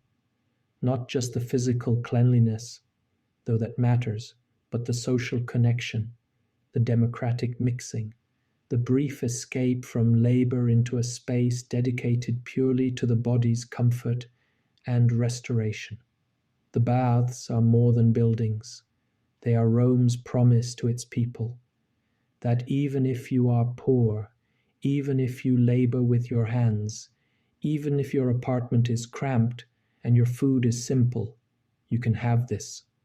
Hot water and cold water, clean skin and relaxed muscles, conversation and community. It is a promise that will outlast the empire itself. Long after Rome falls, people will remember the baths, will try to recreate them, will recognize in them something essential about civilization, that it is not just laws and armies and monuments, but also the care taken to make ordinary life bearable, even pleasant for ordinary people. You stretch out on your sleeping mat, your body pleasantly tired, your skin still carrying the faint scent of olive oil. Outside, the city continues its endless noise, but here, in this small room, there is peace. You close your eyes and let sleep come, knowing that tomorrow you will work again, will get dirty again, will need the baths again. It is the rhythm of Roman life, work and cleanliness, dirt and water, the endless cycle that makes human existence possible in a city of 1,000,000 souls. And in that rhythm, in that cycle, there is something beautiful. The ordinary miracle of another day completed, another night of rest earned. The eternal city keeps turning, and you turn with it, one small life among multitudes, but a life that matters in its small sphere, that creates meaning through labor and family and the simple pleasure of hot water after a long day's work. The baths will be there tomorrow, and the day after, and the day after that, waiting with their steam and heat and cold plunge, their social mixing and democratic access, their promise that your body deserves care, that your comfort matters, that you are, despite everything, valued. It is enough, more than enough. It is, in fact, everything. The morning begins as it always does, but today carries a different weight. It is the Ides of March, and though this date will become infamous in Roman history for reasons you cannot yet know, for now it is simply a day sacred to Jupiter, a day when offerings must be made and proper respects paid to the king of the gods. You wake before dawn as usual, but instead of rushing immediately to dress and leave for work, you pause at the household shrine. The lararium is a small niche in the wall of your main room, barely large enough to hold the few small figurines that represent the protective spirits of your home. The layers are depicted as young men in dancing poses, frozen mid-leap, guardians who watch over your threshold and your family's well-being. Beside them stand the penates, protectors of your storeroom, though in truth your storeroom is merely a shelf and a few clay jars. And there is a small representation of the genius of your family, the spirit that ensures your line continues, that your children grow and thrive. You place your offerings before them, a bit of bread from yesterday, broken into pieces, a small cup of wine, not the watered stuff you drink, but undiluted, the proper offering, a few grains of incense that you can barely afford, but that smell sweet when you light them with a taper from the lamp. The smoke rises in thin threads toward the ceiling, carrying your prayers, though prayers is perhaps too grand a word. You are not supplicating. You are maintaining a relationship, fulfilling your part of a reciprocal exchange. Lares, familiares, protect this household, keep my family safe, guard my work, penates, watch over our small stores, keep us from hunger. Genius of my fathers, let my children grow strong. The words are simple, almost formulaic. You learn them from your father, who learned them from his. There is no theology here, no deep contemplation of divine nature. The gods and spirits are real in the same way the Tiber is real, the city walls are real. They exist as part of the fabric of reality, and you maintain proper relationships with them the way you maintain relationships with your neighbors, your patron, your customers, through respect, through small gifts, through consistent attention. Your wife joins you, bringing the baby who is barely awake, his small fist rubbing at his eyes. She murmurs her own prayer, her words slightly different from yours because they were taught to her by her mother. Your daughter stands between you, mimicking your postures, learning through repetition what her own children will one day learn from her. This is how religion is transmitted in Rome, not through sacred texts or formal instruction, but through daily practice, through watching and imitating, through the endless repetition of small rituals that bind family to spirits. generation to generation. After the household rites, you have breakfast, bread and a fig preserved from last autumn, and prepare to leave for work. But today's schedule includes something else. It is the Ides, and on the Ides of every month, there are public sacrifices to the gods. You are not required to attend, but it is considered proper to show your face, to be seen participating in the communal worship that maintains the Pax Deorum, the peace between Rome and its gods. The sacrifice will take place at a small neighborhood temple dedicated to Mercury, god of merchants and travelers, appropriate for this commercial district where you work. The temple is modest, nothing like the great marble complexes on the Capitoline Hill, but it serves the same function, a house for the god, a place where the divine and human worlds can interact. You arrive to find perhaps 50 people already gathered, a mixture of shopkeepers and artisans, householders and their families. The priest is preparing for the sacrifice, assisted by several attendants. He is not a full-time religious professional. Few priests in Rome are. He is a local merchant who holds this priesthood as an honor and a duty, performing sacrifices on festival days while running his wine shop the rest of the time. The victim is a sheep, a young ram with wool that is white and unblemished. It has been examined carefully to ensure it has no defects, because the gods will not accept imperfect offerings. The animal stands calmly, unaware of what is coming, garlanded with wool ribbons and flowers. There is something poignant about its innocence, but also something necessary.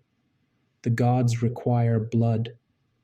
This is simply how the world works. The priest begins the ritual with a prayer, calling upon Mercury to attend, to accept this offering, to continue protecting the merchants and traders of this neighborhood. He speaks in Latin, formal and archaic, using forms that are centuries old. You do not understand every word, but the general sense is clear, and understanding every word is not the point. What matters is that the ritual is performed correctly, according to tradition, with no mistakes that might offend the god. Music plays, a flute player providing a thin, reedy melody that is meant to please the gods, and also to cover any words of ill omen that might accidentally be spoken. Someone sneezes during the prayer, and the priest has to start over from the beginning, because any inauspicious sound can void the sacrifice. This time he makes it through without interruption. The moment of sacrifice comes quickly. The attendants hold the ram steady. The priest takes the knife, blade sharp and ritual clean, and draws it across the animal's throat in one practiced motion. Blood gushes forth, bright red, caught in a shallow bowl. The ram struggles briefly, then subsides, its legs folding, its life flowing out onto the altar. The priest examines the blood's flow, its color, looking for signs. Everything appears favorable. The animal is butchered immediately, still warm, and the priest examines its liver with great care. The liver is the seat of life, the place where divine messages can be read in the patterns of lobes and vessels. You cannot see the details from where you stand, but the priest nods, satisfied. The omens are good. Mercury has accepted the offering. Portions of the meat are burned on the altar, the smoke rising to please the god. The rest will be distributed among those present, shared as a communal meal.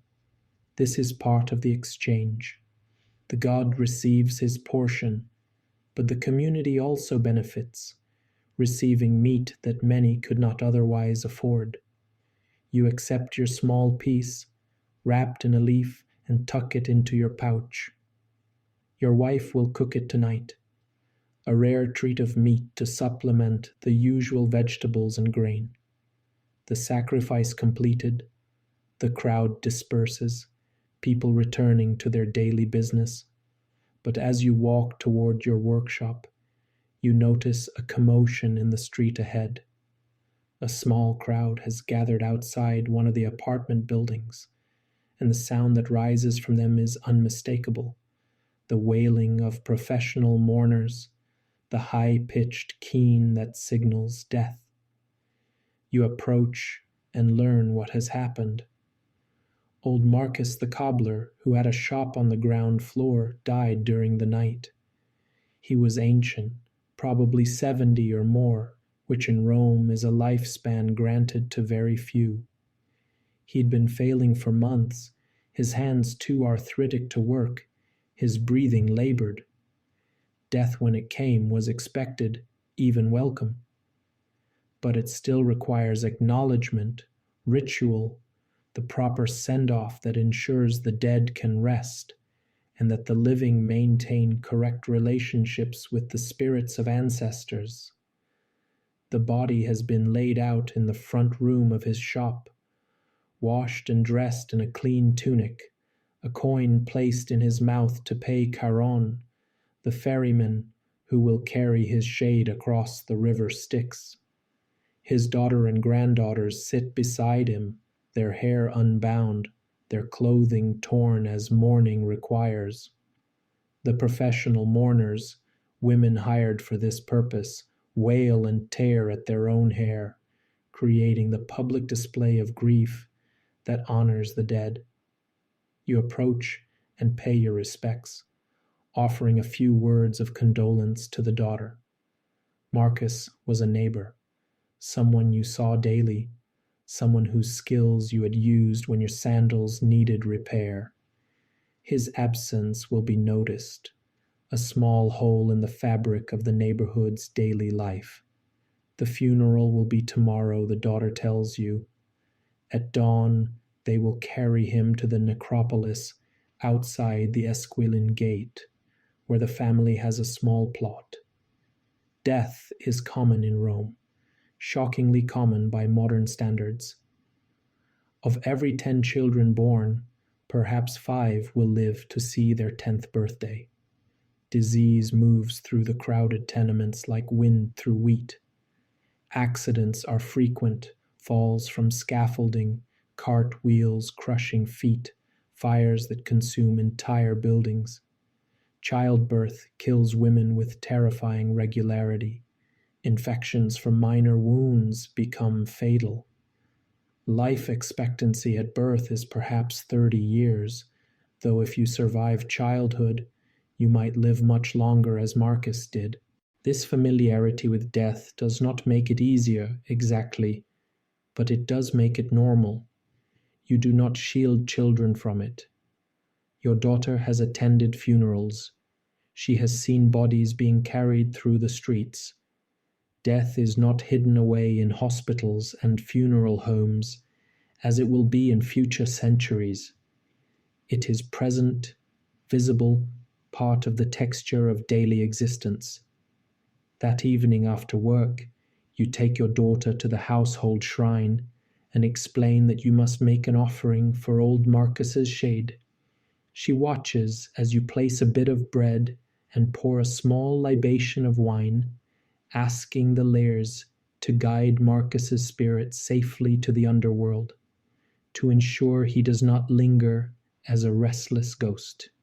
She asks if Marcus is with the gods now, and you explain as best you can the Roman understanding of death.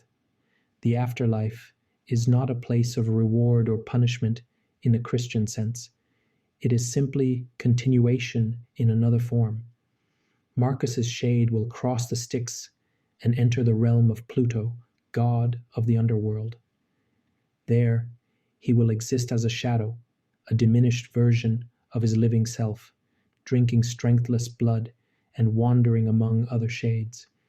It is not pleasant, but it is also not torture. It simply is, the way death simply is. But Marcus will also remain present for his family in another way. His spirit will join the Dimanes, the spirits of the ancestors who watch over their descendants. His daughter will make offerings at his tomb, bringing food and wine on the proper days, maintaining the relationship even after death. In this way, Marcus will never entirely leave.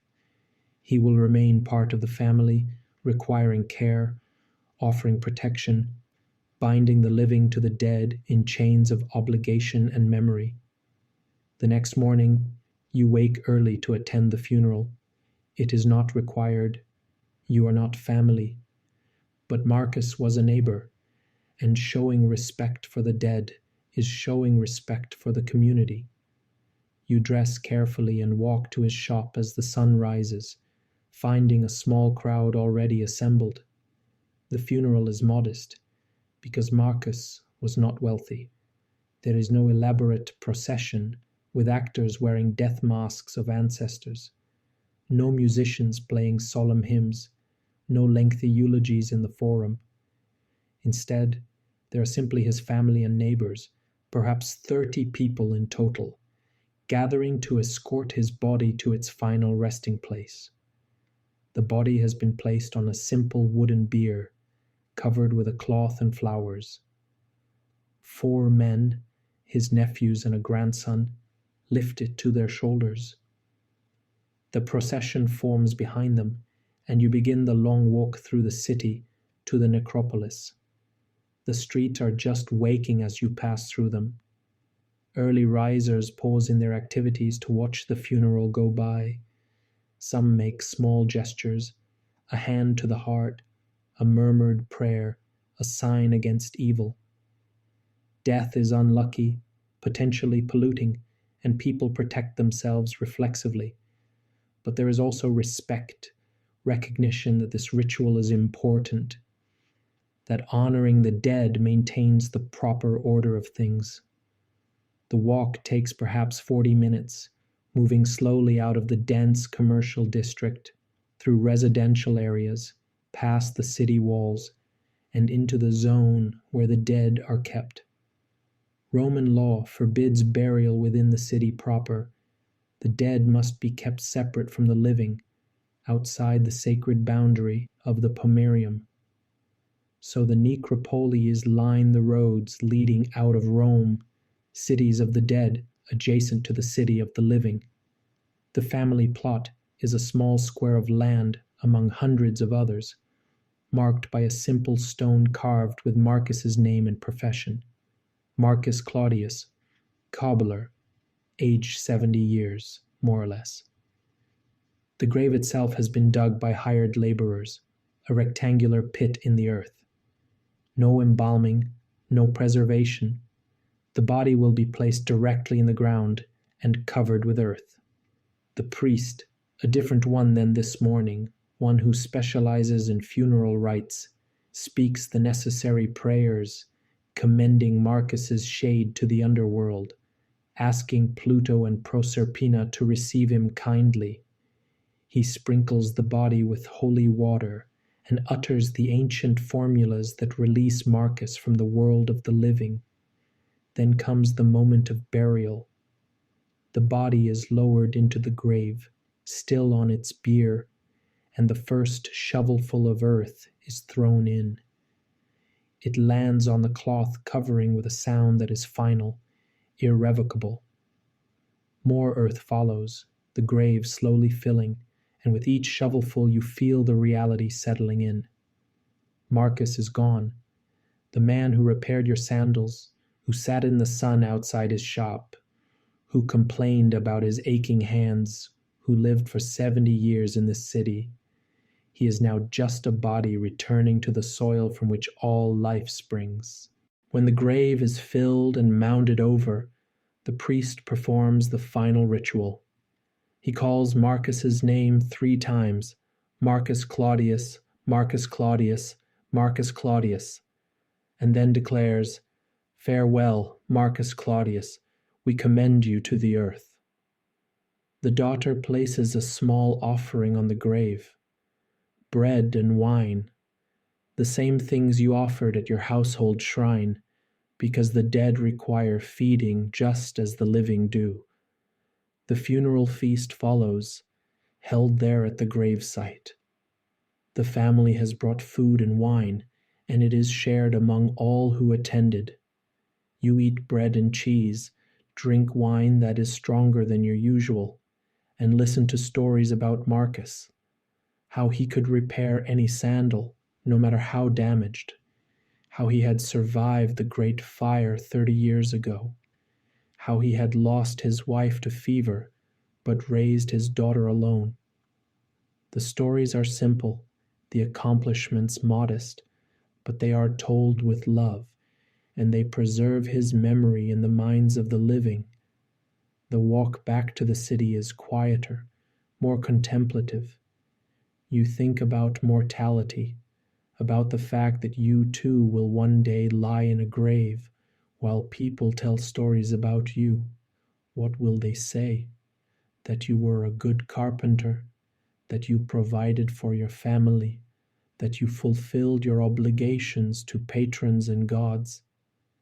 These are the measures of a successful Roman life, not grand achievements or historical significance, but the proper performance of your role, the maintenance of relationships, the transmission of life and knowledge to the next generation. The rest of the day passes in work, but the morning's funeral has left its mark. You're more aware of the fragility of things, the thinness of the membrane separating life from death. That evening, you hold your children a little longer. You speak more gently to your wife. You make your offerings to the household gods with greater attention. Days later, on the festival of the Parentalia, you join the larger community in honoring all the dead. For 9 days, temples are closed and no marriages can take place, as the city turns its attention to the ancestors. Families visit tombs, bringing offerings of flowers and food, wine and milk, maintaining the bonds between living and dead. This is not morbid or depressing in the Roman mind. It is simply necessary, part of the cycle of obligations that structures existence. You bring your daughter to visit the graves of your own parents, buried in a different section of the necropolis. Your father died when you were 20, killed in a workshop accident when a beam fell. Your mother survived him by 10 years, dying of a wasting sickness that slowly consumed her. You pour libations at their graves, and you tell your daughter stories about them, keeping their memory alive. Your grandfather, you tell her, could carve wood so fine it looked like lace. He made a jewelry box for your grandmother with flowers so delicate you thought you could smell them. She listens, wide-eyed, trying to imagine these grandparents she never knew. This is how the dead continue to exist, through stories, through the memories of the living, through the offerings made at graves and the prayers spoken at household shrines. They are not gone, not entirely.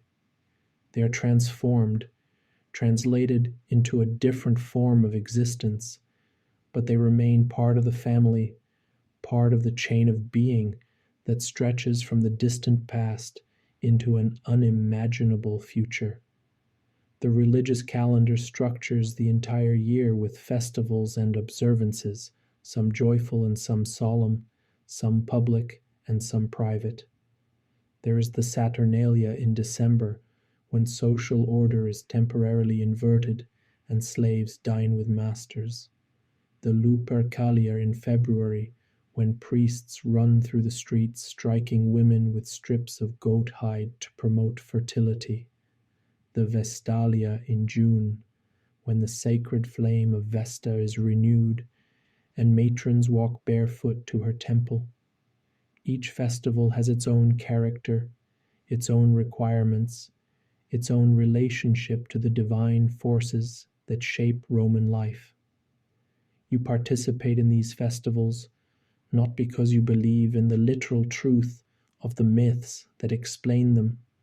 Belief is not really a Roman category, but because participation is what maintains the community's relationship with the gods. You do not ask whether Jupiter really exists as a bearded man throwing thunderbolts. You simply honor him on his festivals, make the proper sacrifices, perform the correct rituals. The question of belief versus doubt that will obsess later religions is not relevant here. What matters is practice, performance, the maintenance of proper forms, and the gods, for their part, are not moral judges. They do not care if you are good or bad in any ethical sense. They care whether you give them proper honor, whether you make the right sacrifices, whether you fulfill your ritual obligations. The relationship is transactional, contractual. You give the gods offerings and respect. They, in return, maintain the natural order, protect the city, grant favorable omens. It is duat des, I give so that you might give, not love, but exchange. This transactional quality extends to your relationship with the dead. You make offerings to your ancestors not out of pure sentiment, but because they require feeding, because neglected dead become dangerous, because maintaining these relationships is your duty as a family member. When your parents were alive, you cared for them in their old age.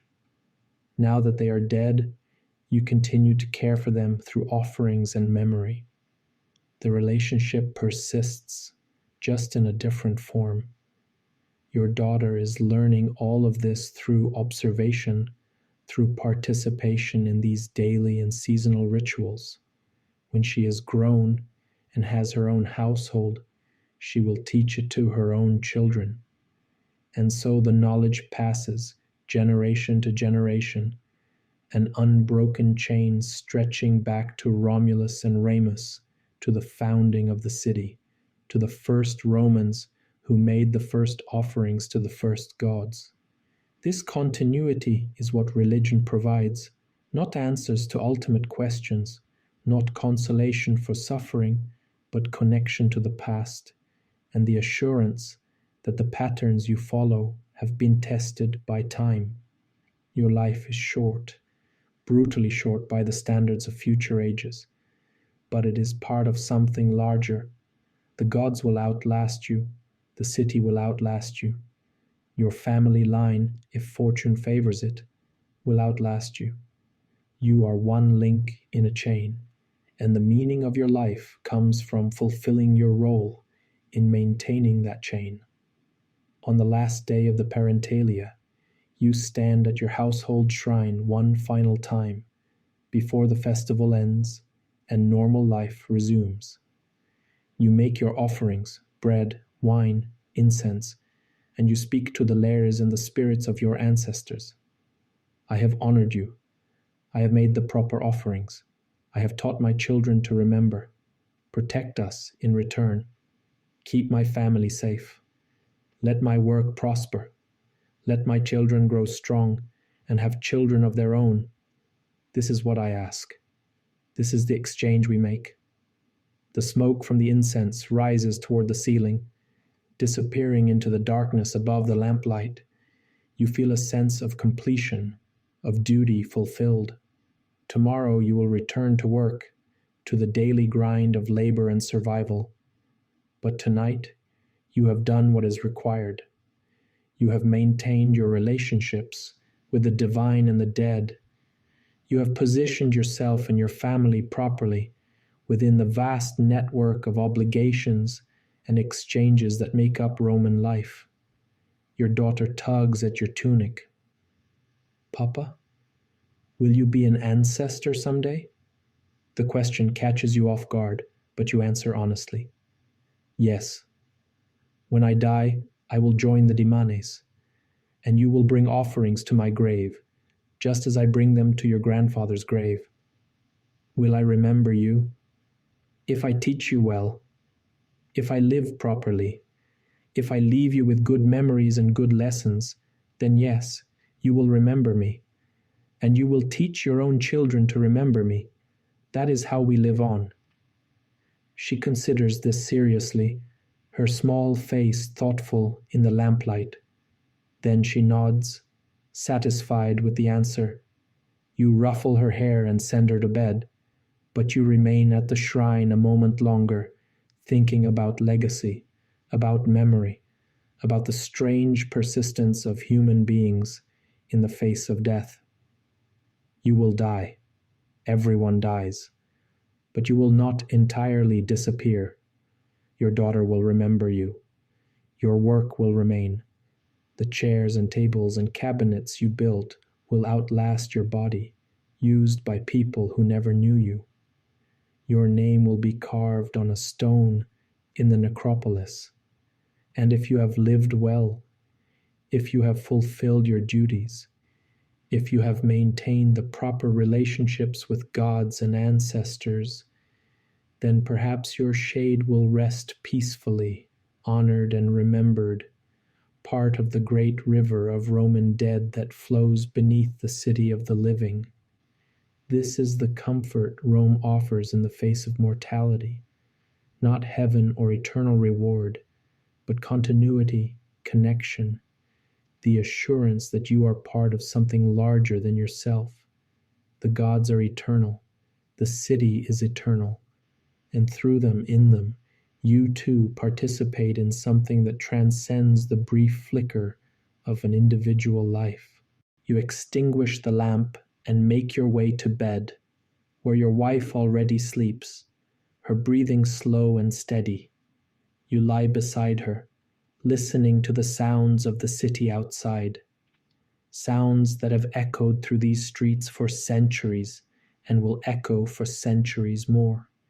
You close your eyes and let sleep come, knowing that tomorrow will bring another day of work and worship, obligation and offering, the endless cycle that makes a life.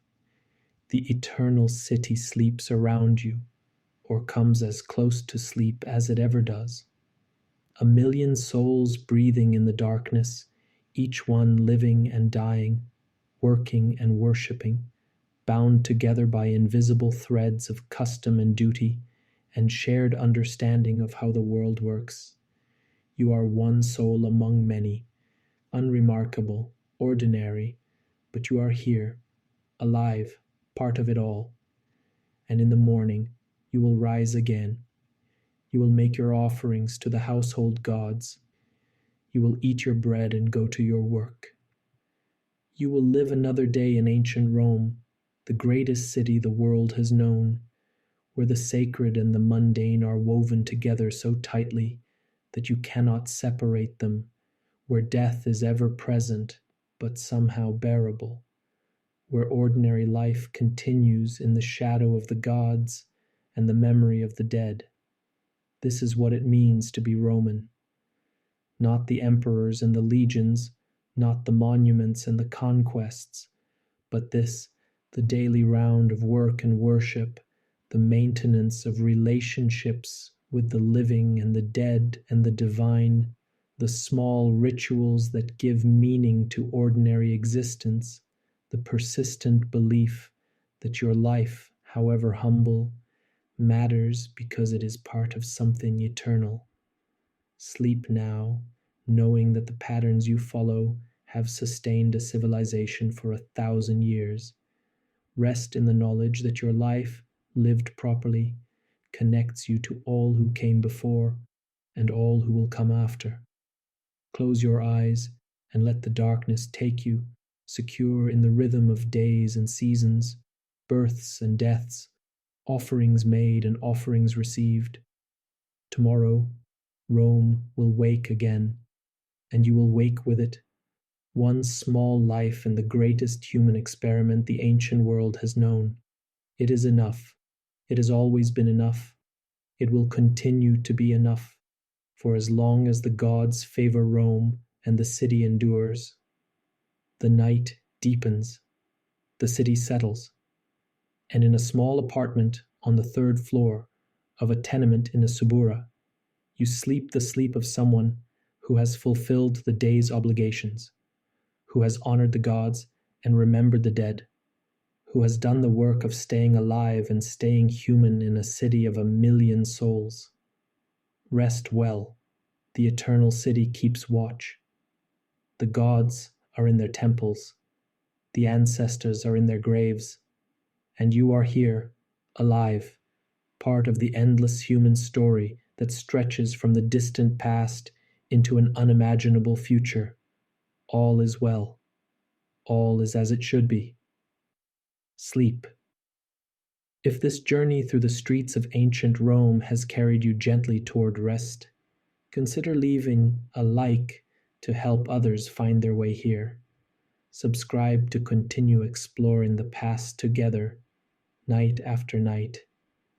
And in the comments, tell us what other lost worlds you'd like us to bring to life. Until then, may your dreams be filled with the echoes of marble and stone, the smell of bread baking, the sound of water flowing through aqueducts, and the persistent human warmth of lives lived fully 2,000 years ago.